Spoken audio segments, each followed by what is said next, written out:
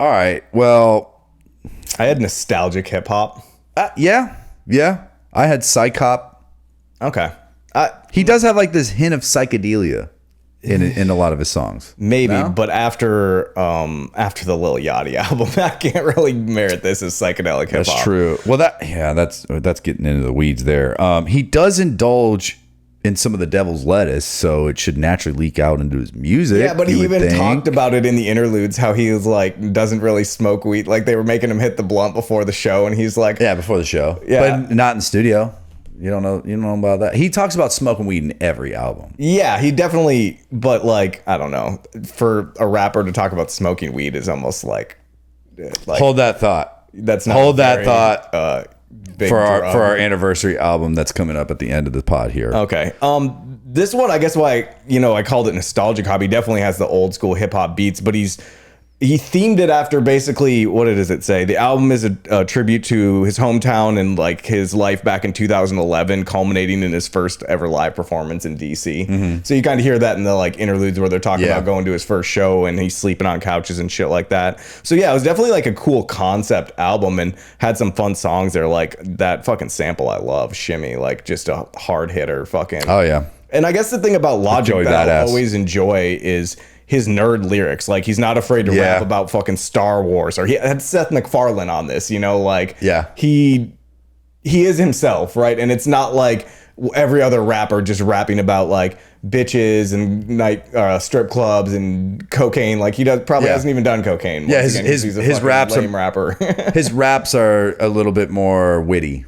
Yeah, I mean, I guess I was just saying he has his own lyrical content because he is the nerd of rap. That I know, and that's his like that's where he gets a lot of criticism. Like, yo, you're not a gangster. Like, you think you a gangster, but you never pop nothing. Like that's where he took a lot of heat, especially from critics. God, I'm blanking. There's one guy who talks shit, and it really got to him. But I'm glad he got over it because that guy talks shit about everybody. But well, and it's good if you're a rapper to have a beef, anyways. I mean, like Nas used to beef with Jay-Z, and now they're both New York's. I did think it was interesting. He did like an audio play where they a lot of this was like an actual audio movie, so to speak. But.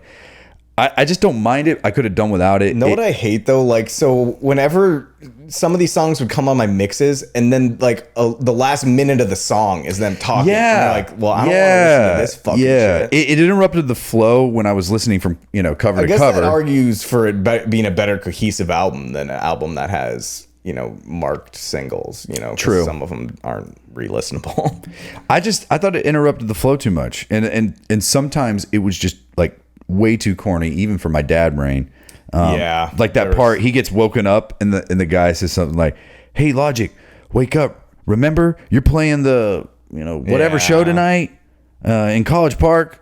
Almost felt like a bad sitcom. It was like bad acting, and you weren't even on camera. It was bad acting on the audio, or like they went to like the drive-through. There's like a drive-through scene, and it's just like.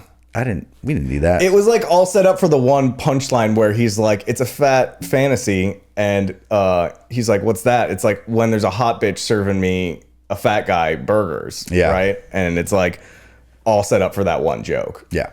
It's like we didn't need a fucking 2-minute drive-through scene. Didn't need it. You had RZA opening collab with RZA from Wu-Tang Clan on this. Yeah, and Redman. I mean, there was definitely some good collabs, as you said, Joey Badass. And once again, Logic being himself, or like a unique person, Norah Jones. Like, who the fuck puts Norah Jones on a rap album? The beats were flowing, samples were on point, layered soundscapes, and of course the bars were dropping, especially on the track Clone Wars 3, where we got some insight into his head, like what's going on with him, because he quit Def Jam, he had a layoff, and then all of a sudden he comes back.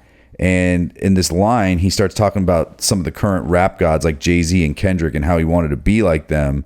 And the line is, "Till I woke up one day and realized the logic, something they could never be. Let's not even acknowledge it. I spent my whole career at the heels of their feet, doing everything I could try to be who they be. Till a couple albums back when I was finally set free by the realization all I got to do is be me, be me." So he finally is just kind of like, man, just fuck the critics, fuck everybody else. Let me just fucking do what I'm having fun. That's what I got from this album. It was Logic just having fun again. There was something, I'm pretty sure he like quoted a line from Kendrick before he dropped that too, which was like a very intelligent way to do it. Like, you know. Oh, really? Yeah, he either like interpolated him or quoted. I think it was like the first the intro to the first song off Mr. Morale, the most recent album. Oh, really? He shouted out. He shouted that out. Once again, the Uncut Jamz research team isn't always right. So. I know.